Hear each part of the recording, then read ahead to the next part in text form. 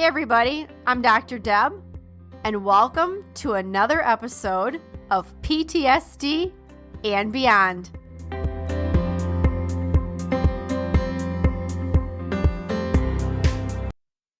Welcome to the PTSD and Beyond podcast, where we give you insights into post-traumatic stress, trauma recovery, healing, and beyond.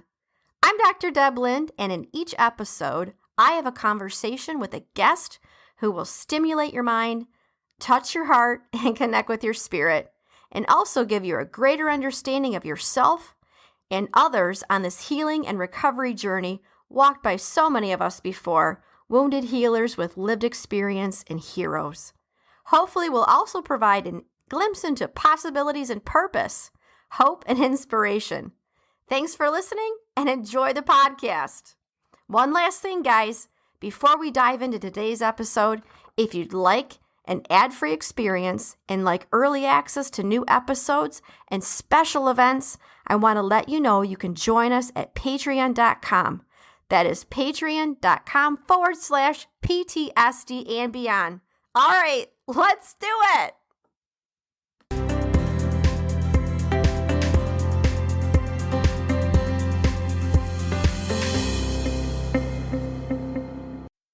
This PTSD and Beyond podcast episode is supported by Norte Cafe Roasters, a coffee farmer-owned business providing single-origin, fair trade, 100% Colombian coffee, roasted to perfection in Minnesota. Visit nortecafe.shop and use promo code PODCAST20 for 20% off your first order. Norte Cafe, where drinking coffee together is also a way for family, friends, and colleagues to connect. Hey everybody, it's Dr. Deb here with PTSD and Beyond. Of course, we have another amazing episode. This one's truly going to inspire you and move you. It's going to speak to your heart. Well, this month, by the way, is also Mental Health Awareness Month, and our guests today are both directors of the upcoming movie, The Keeper, which launches on May 24th. So you want to make sure you listen to today's episode and then mark it down, whether it's on your smartphone or if you're old school, paper and pencil, go ahead and mark it in that calendar of May 24th to check out the movie, The Keeper. Let's give a heartfelt welcome of PTSD and Beyond to both directors of The Keeper, Angus Benfield and Kendall Bryant. Welcome to PTSD and Beyond. Thank you for having us. Yeah. Thank you for having us. Absolutely. Talk with us about the inspiration behind the movie, George's journey. I mean, he goes from the challenging terrain of May all the way down to the serene landscapes of Georgia on the Appalachian Trail. So talk with us a little bit about the background of the movie. Yeah. You want to do that, George?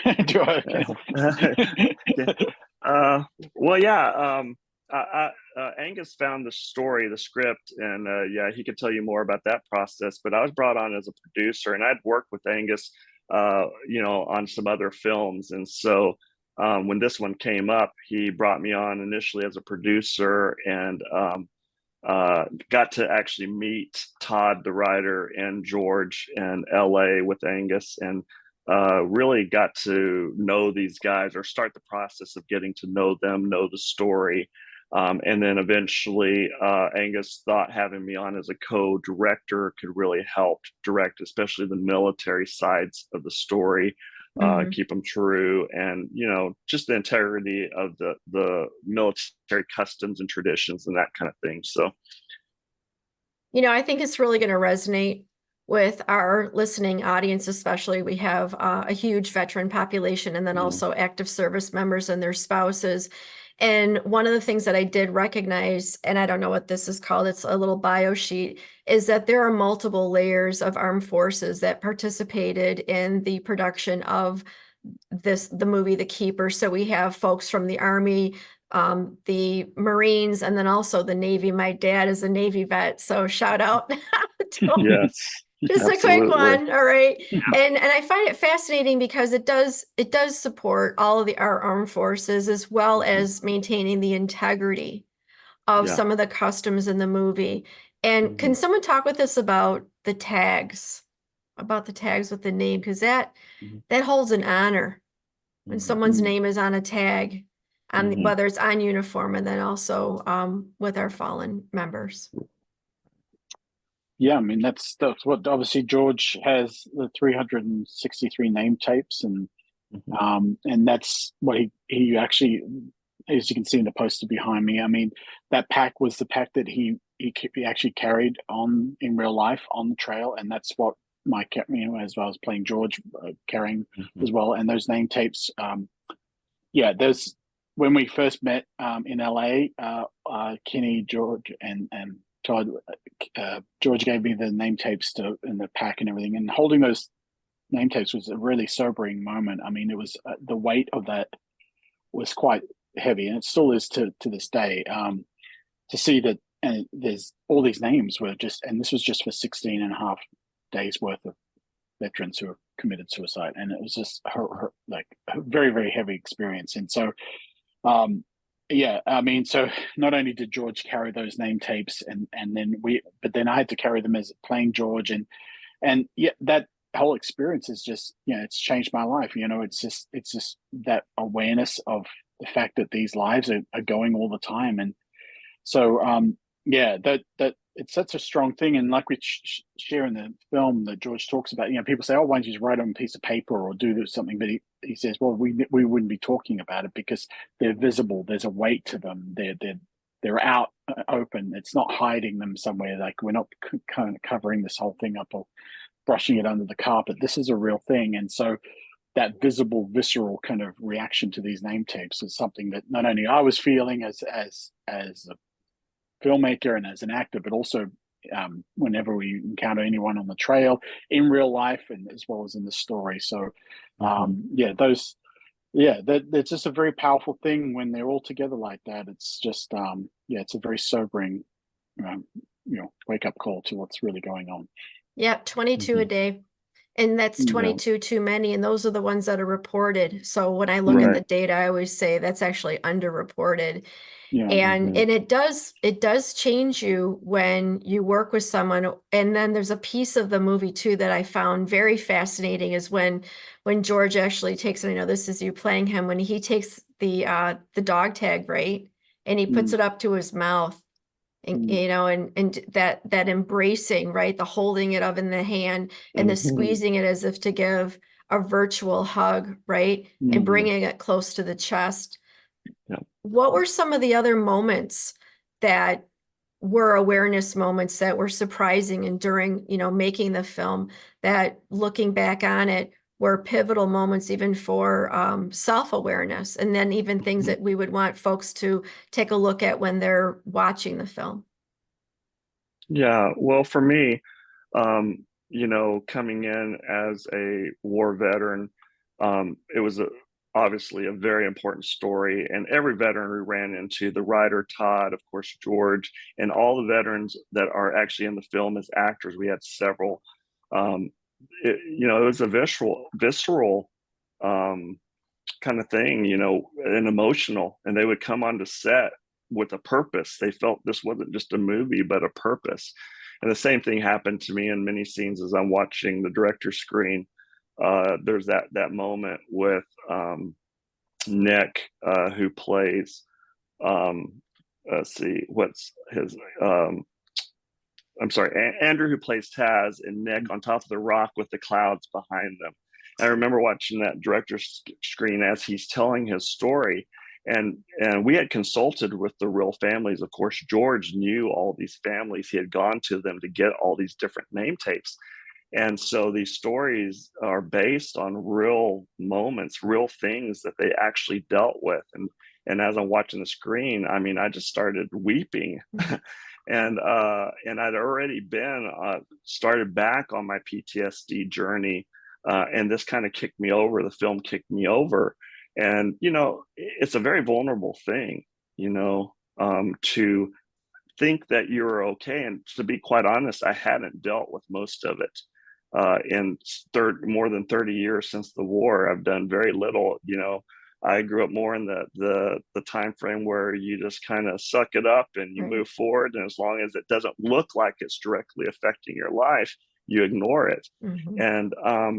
And then when I had that real emotional experience along with many others, me and my wife both started realizing that, hey, I might have some stuff to deal with, and this is what I'm asking veterans to do when they watch this film.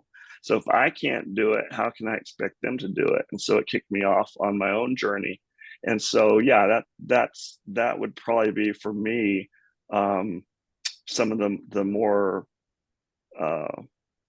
emotional and visual times that I had on the film set, and also what I would hope that other veterans would find by watching it is finding that hope, realizing that you're not alone, and talking to somebody. Right. I appreciate you Yeah. sharing that story, by the way, your personal lived Yeah. experience, right there. That takes, it takes courage and bravery to do that. So thank you so much for sharing that with Yeah. us. Yeah, you're And welcome. also, absolutely, I think that's one of the beautiful things about this podcast is we provide that space for folks, because we do realize that sometimes external processing is part of that healing journey. And then to reiterate what you said, that the more that we can actually have these conversations, it speaks to somebody. It Yeah. calls to someone to then actually say, hey, you know what? There are people that I can reach out to. There's somebody who does care.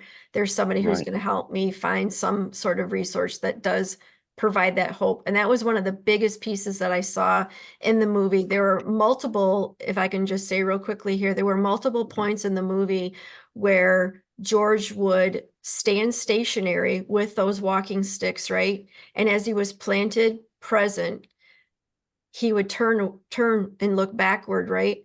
And I saw it a few times, and I thought, I wonder if both of you as directors intentionally had those moments, because what it speaks to the audience to look at and have that depth of awareness is, I may be able to be firmly planted in the present and look beyond, right? Look at my past while I'm healing and moving forward. So was that intentional? I have to ask, was it intentional? Or am I overthinking here? This PTSD and Beyond podcast episode is supported by Norte Cafe Roasters, a coffee farmer-owned business providing single-origin, fair trade, 100% Colombian coffee, roasted to perfection in Minnesota. Visit nortecafe.shop and use promo code PODCAST20 for 20% off your first order. Norte Cafe, where drinking coffee together is also a way for family, friends, and colleagues to connect. That's great. That's really, yeah. I mean, it's true though. Yeah, yeah. That's sort of. I think there was definitely.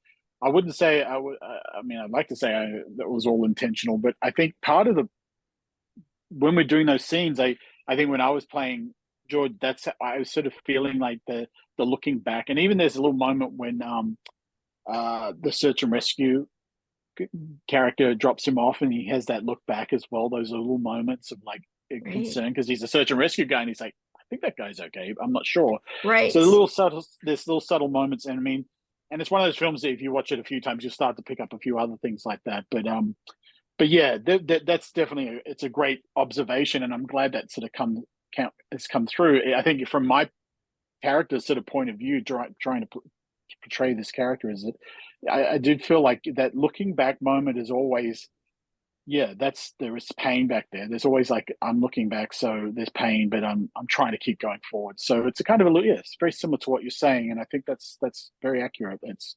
yeah, and that's what life is about. You're right. And I love how you're saying that. It's like you're still aware that it's there, and I think that's the biggest problem is we always want that to go. It's like we look back and there's nothing there, there's a blank wall, but no, there's always going to be there. But we can still keep moving forward. So I'm glad that's come through. Absolutely. And also then the forwardness, the presence and the firmness of the presence, and then moving forward, those pieces give us hope. And what's interesting too is I took away that because of the Appalachian Trail and the nature and where things were at, there's a firmness of being present with our feet on the ground. And I don't know if he chose to be on the Appalachian Trail and had those awareness moments too.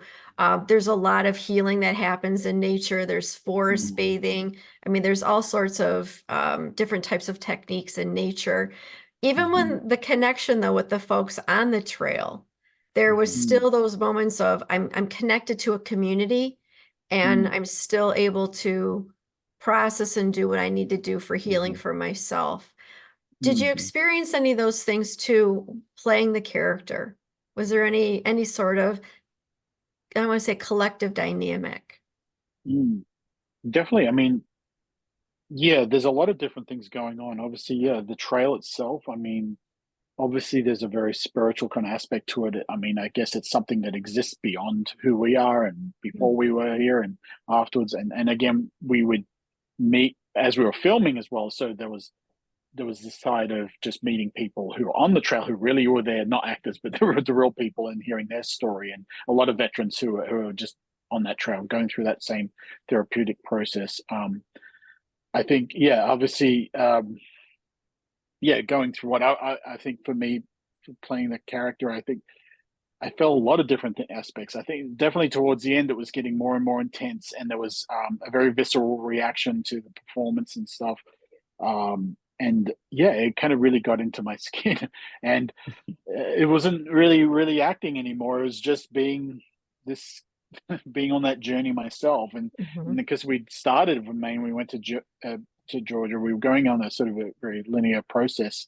You start off doing a film, and you think, oh, okay, this is it, and then by the end of it, it was more than that. And even when we got to the top of the Mount Springer and stuff, it was just I actually we actually that was a bit of hiking. I actually put on the pack and we went all the way up, and it was, yeah, there was, I don't know, it just, there was a lot of things going on. There was so many things where the trail, the people, the other performances, having George there, it was just like Mhm. so much connection, which yeah, really kind of grounded me, but also affected me at the same time. So Right, Yeah. exactly. Multiple things happening at the same time that mm, adds to then that, I don't want to call it like spiritual awakening, but there's Mhm. definitely a connection and an awakening that's mm, bigger than, us as this little being on a mm, planet.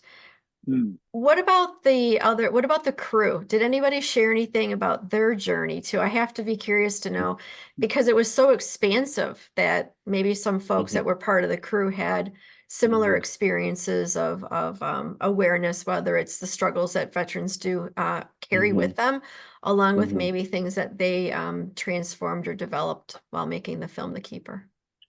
Yeah, like Angus said, I think we came on just with that adrenaline of starting a film, and it felt very much like a normal film set. In the first couple of days, we were in one of the hardest places, probably the hardest days of filming. There was all these biting gnats and flies up there. We're getting eaten alive. I think some of the supporting actors were like, "What did I get myself into?" And but then what happened is very quickly as we started getting into the story, I think there was this collective purpose that we felt the weight of the story, and everything kind of shifted towards we want to tell this story and we want to tell it very, very well in hopes that it will make an impact. And it really was a different kind of feeling set in that sense. And I think it added to the camaraderie and the family that we felt on set. And you don't always feel that. And even with day players who often are just stepping in, they don't know anybody. I mentioned there were some military guys that would step in just for the day and feel very connected to what was going on, and very purposeful and very emotional. Many times they mm, would tell us their own stories, and we would be able to connect that way and talk about it. So mm, Yeah, and I find too that the more that we can have our stories be heard, it actually kicks the door of stigma open for someone mhm, else to walk through, which I hear is, about hope. It is about inspiration. It is about purpose. It is about that camaraderie. It really is about community, that no one is left alone. And there's actually a tagline here from the movie that I find very fascinating, that no one walks the trail alone. mm, mhm, Right? No one walks the trail alone. We're getting to yeah. wrap up here. What are three other nuggets that you want our listeners to to find out about the movie and maybe to take away? And again, thank you so much for your grace to be here today with us. yeah, no, thank you. Mhm, Well, I think, yeah, no one walks the trail. I mean, that's obviously, yeah, it is really about hope. That's what we want this film to be about, is giving hope to people who are feeling hopeless. And mhm, and the idea is that whether they watch the film or someone talks about the film, or even listening to this podcast talking about the film. You know, there are so many aspects that a film can be used for, and you know, that's what we want, is that someone can watch it and feel that there's hope. You know, and start a conversation as well, and just get that. If it's a safe place with a movie, you can watch it, and we can, you know, someone who doesn't want to talk about this might help them to sort of express how they're starting to feel. It does stir up those emotions. It kind of releases that sort of pressure cooker inside, and from that, and that's what we hope, that people will start communicating, as George talks about the movie, to trying to raise awareness. And that's the whole idea, is it raises awareness. They can start to talk about it. They can find some hope. And then, of course, we have practical applications to all that. And it's not just a movie and then there you go, great, you feel good. And at the end of the story, that, you know, at the end of the film, at the beginning of the film, we even have a little a PSA from the Legion, and we've got all the contacts at the end of in the credit roll on our website. You can find all the services for anyone who's struggling with PTSD, veteran suicide support, everything. So, so that's all we can hope for, and you know, that's why we made the film, really. Yeah. Kendall, do you have anything to add in there? Thank you, by the way, Angus. That was beautiful. Yes, along the same line, you know, I would just encourage my fellow veterans and active military that it's okay to not be okay. And I think that's probably what I've learned. You know, we're so guarded. We have this facade of toughness, and we're warriors, but sometimes we have to just lay our weapon down and be vulnerable. And I really, really hope that when people watch this film, or like Angus said, this podcast, that they would really have permission to say, you know what, I might not be okay, and I should talk to somebody about this. And that's really our hope and our goal for this film. Exactly. The more that people can feel comfortable to even take that first step and find that safe person to go ahead and talk with and open up with and get resources. And I also will have the resources in the show notes too. So for folks that are looking for those resources, they can click directly on the hyperlinks. Because again, it takes a community and it does take a village, and nobody is alone. And yes, it may take someone to say, hey, you know what? Do you got a minute? Yeah, exactly. And make the minute. So again, thank you so much, both of you, for being on the podcast today. Again, the movie The Keeper comes out May 24th. Go check it out. And if you do, and you connect with somebody, say, hey, guess what? I heard you guys on PTSD and Beyond. So thank you again so much. Yeah, thank you for having us. Yeah, you bet. You guys remember what we always say here. At some point, someone's going to say it with me. We're better together. We're stronger together. And take what resonates and go beyond.